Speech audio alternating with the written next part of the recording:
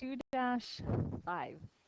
Um, Derivative rules, tangent lines, non-differentiability, rates of change. So you should have watched calculushelp.com tutorial, chapter 2, tutorial number 3 on the, excuse the music, hold on the power rule. So we're going to go over that real quick now that you have the video. I'm sure you're just ready to start this assignment, but we need to talk about notation here. Whenever you see d dx, that's how it's read, d dx. And it just means take the derivative. We have different types of notation that is used to represent the derivative. And when you see, a most common way is dy dx, and that's how it's read. The derivative, take the derivative of y with respect to x. The other form, like we saw last time, is with apostrophe, which means prime. So our power rule, which you learned, you just bring the power in front, leave x alone, then subtract the power from 1. Constant rule, the derivative of any constant is 0. And the reason is, if I have 3x raised to the 0, I bring 0 in front, and what's 0 times anything? It is 0. We have a scalar multiplication. If there's a constant in there with the function, you just leave the constant and then take the derivative. The sum rule, you take the derivative of each individual term. So it'll make a lot more sense as we do each problem here. X to the 4th. I am applying the power rule. 4 comes in front. X, subtract the power, it's now cubed. That is what f prime is. Number 2. Bring the power in front, negative 2/3. X, subtract the power, 2/3 minus 1, well, you need to get a common denominator, so that is 3/3. So x to the negative 5/3. Take the derivative of 3, well, we just got through saying the derivative of any constant is 0, so therefore I am done. On 3. Looking at this, we have a problem. We've dealt with only having x in the numerator. We don't know how to take the derivative with x in the denominator. So we need to rewrite this problem. So that's what the first step is, just rewrite h of t. And you need to make sure you label as you write so we can follow and understand what each thing is representing. Now, how do we take t to the cubed to the top? Well, if the power is positive down on the bottom, if we bring it up, it becomes negative. And 2 stays in the bottom. Now, a common mistake is students try to take the 2 with the cube. But the 3 is not attached to the 2. We are only moving the variable. So don't take the constants. Okay, now we are ready to apply the power rule because x is in the numerator. What's the derivative of 5? That is 0. Bring the negative 3 in front, the double negatives become a positive, so we have 3/2 t, subtract 1, raised to the negative 4. So h prime of t equals 3/2 t minus 4. Last example, number 4. I have a cubed, but like I said, first you need to clean up your problem. So let's cube everything out. That's the same as 5/2 cubed is 8, x cubed. Well, now we're just right back to problem number 3. We need to rewrite that problem because x needs to be in the numerator in order to apply the power rule. So 5/8 x raised to the negative 3. Now we are ready for the derivative. Negative 3 comes in front, so negative 15/8 times x, subtract the power, negative 4. And there's our derivative. Sometimes you're going to be asked to find the second derivative, third derivative. So this is just showing you the different notations on how to recognize what they're wanting. Double dashes mean 2, or you can see d2y over dx squared. And so I get students who ask me, well, why is the 2 on the d and then on the x there? I don't know the reason behind that. So Sorry, it's just the way it's written. If you get up past 3, then they just start writing 4. So let's do example number 5. We're going to take the derivative, and then we're going to evaluate them. We're going to do the first derivative at 1, second derivative at 8. So if I look at the problem, once again, x is in the denominator. I need to take that to the top. And we need to know how to change a radical into a power. So we first need to review the square root of x is the same as x raised to what power? Well, it's a square root, so it's 1/2. Therefore, the cubed root of x is x raised to the 1/3. The power of whatever x is on the inside is your numerator. Your root is your denominator. So now let's rewrite f of x in terms of a rational number and move it to the numerator. So f of x equals, move it up top, so x, it's now negative 2/3. Once again, inside power is your numerator, root is your denominator, over 2. F prime. Bring that power in front. Don't create multiple fractions. I already have a fraction here. So if I bring 2/3 out front, 2 is right here, 3 is right there. So I have negative, let me write it so you can kind of see. And what's going to happen to those 2's? They're going to cancel. So I just get negative, my x is still going to be there, over 3. If you want to put a 1, put a 1. Then we subtract 1. So now my power will be negative 5/3.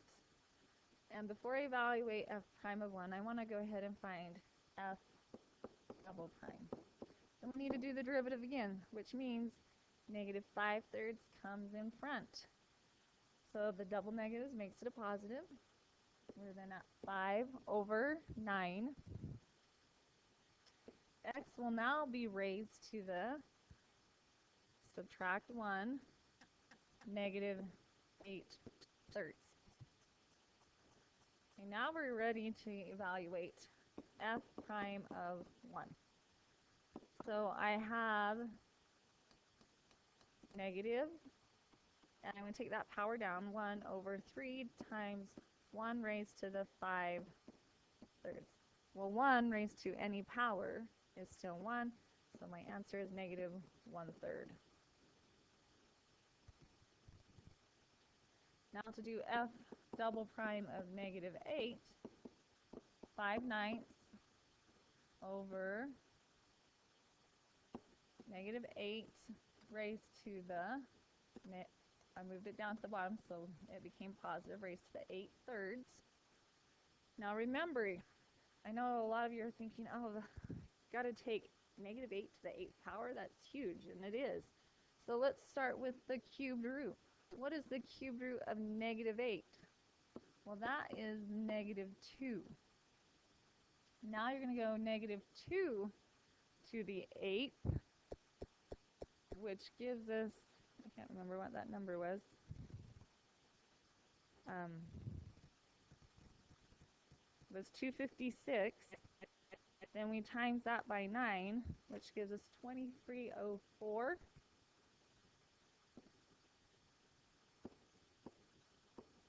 And then 5 was still up top. Sorry, that's messy. Let me write it right here. F double prime of negative 8 equals 5/2304. So maybe you're asking, what happened to the negative? Well, the negative became positive because of the 8 right there. And remember, we can take cubed roots excuse me, of negative numbers. So it's only of even powered roots that we can't do that. Okay, tangent lines. Whenever you read a tangent line, I want you to think of 2 things. You need to think derivative and a point. Anytime you read that, I want that to pop into your head. So I read this, find the equation of a tangent line. So I automatically think I need a derivative and I need a point. Okay, they've given me a point. They've given me a function, so now I need the derivative. So f prime of x equals 20x to the fourth minus 6x, and the derivative of 5 is gone. Well, to write an equation of a tangent line, we know that's linear, so I need to know what the actual slope is. So I have an equation, so I need to plug in that x value to get the actual slope. So f prime of 1 is 20 minus 6, which is 14. So now I have my slope, and I have my point. So now just put it in point slope form. Y minus 6 equals 14 times x minus 1, and you're done. Sometimes you're going to be asked to find the normal line, and all you have to remember is that the normal line is perpendicular to the tangent.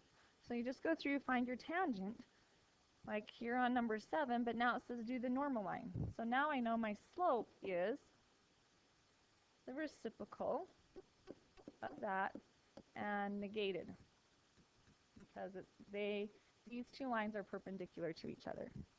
And now I just write my equation. Y minus 6 equals negative 1 over 14 times x minus 1. And there's my normal line. Okay, we need to talk about differentiability. And that just means, when does the derivative exist? And when does it not exist? So we're going to show each of these functions and when they do not exist. And looking at this first one, we can see the slope all along here does exist, but at 1 we have a hole. It's not defined, so therefore we can't have a derivative because that point doesn't exist. So keep in mind, whenever there's a hole, the derivative will not exist at the point the hole occurs. Same thing, we got jump going on. There's a break in the graph, so therefore the derivative can't exist because the slope from the left and the right aren't getting that same value. Same with the vertical asymptote, it's not continuous, so therefore it's not going to be differentiable. So you can guarantee if the graph is not continuous at a point anywhere, not just point but jump infinite, then there's no way that the derivative can exist. So then you're thinking, well, so then I can say, as long as the function is continuous, then it guarantees differentiability. But that is not true, and we're going to see from these two cases right here. At 1, what is the slope on the left? And you can see it's a negative slope. And then to the right, we have a positive slope. So at 1, the derivative does not exist because it's changing really sharp right there. So no derivative exists at 1. It exists everywhere else, but not at 1. Last example. Same type of thing. Derivative exists everywhere, but then when I come here at 1, they drew in the tangent line so you could visually see it. And that's a vertical line. What type of slope does a vertical line have? It's undefined. So therefore, the derivative does not exist. So we're going to go through and work out some examples of how you can determine if the function is differentiable or not. So looking at number 8, we have an absolute value function. Get the picture in your head. It's not shifted left or right, so my vertex is there at 0. I have a sharp turn at 0, so therefore it is not differentiable. So not differentiable at x equals 0 because of a sharp turn. Okay, now on number 9. So I first check for continuity. Is the function continuous? I plug in 0, I get 0. Plug in 0, I get 0. So I know it's continuous. So now I have to check, well, is it going to change really sharp? What's the derivative from the left? What's the derivative from the right? So what's the derivative of 2x? Sorry, what's the derivative of x squared? 2x. Okay, what's the derivative of x? That is 1. Now evaluate it at 0. If I plug 0 in top, I get f prime of 0 is 0. F prime of 0 on the bottom is 1. So the derivatives aren't the same. So once again, it is not differentiable at x equals 0 because we have another sharp turn. Okay, number 10. Check for continuity first. I plug in 0. I get 0. Plug in 0, I get 1. What's the problem? They're not the same, so it's not differentiable because not continuous at x equals 0. Okay, number 11. Right away, as I look at that function, I want you to, x over x is just 1. So I know right away we've created a hole at x equals 0. So can it be differentiable there? It can't be because it's not continuous. So it's not differentiable at x equals 0. And where else? Do I have any other breaks, jumps, or holes? Well, what's happening at 1? That's right, we have our vertical asymptote. Last example, another function. You're looking at that, and some of you know what that graph looks like, and you're thinking, well, that's continuous. I'm not going to have any problems. It is differentiable. So let's take the derivative. First, we write it, that's x raised to the 1/3. So take the derivative, 1/3 comes in front, x, subtract the power, negative 2/3. I'm going to rewrite it with the positive power, which is 1/3, x raised to the 2/3. So now I'm asking, is there any spot that the derivative does not exist?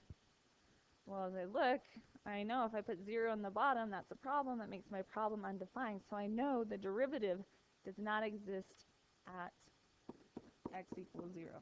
So therefore, it's not differentiable at x equals 0. And if you look at that graph, it has a vertical tangent line, which we can see from right here. When I plug 0 in, I get undefined, which means it's a vertical line. Last thing we're going over is rates of change. This terminology you just have to get in your head. Whenever you read average rate of change, you need to think that is the slope of the secant. That is your y2 minus y1 over x2 minus x1. Other notation, another way of writing that is f of b minus f of a all over b minus a, where a and b are your x values on an interval that's given to you. And whenever you read instantaneous rate of change, you need to think derivative. That's the first thing that should pop into your head. So let's read example 13. It says, find the average rate of change. I read average, so boom, I think secant line, 2 points. Here's my A, here's my B, so I'm going to do f of 30 minus f of 10 all over 30 minus 10. Well, from here, y'all know to plug 30 in, then plug 10 in, subtract, and your final answer there will be 1302. I won't take time to do that. You know how that happens. Okay, 14 says find the instantaneous. That word instantaneous should just strike in my head. Derivative. So I go here. Well, what is the derivative of that? That is 3x squared plus 2. Well, I'll finish the rest of the question when x is 10. So I really want f prime of 10.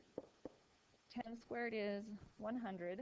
100 times 3 is 300 plus 2, so the derivative is 302. So the way we interpret that is the slope of x cubed plus 2x when x is 10 has a slope of 302. All right, that finishes up all our examples. You go ahead and try some of the problems on your own.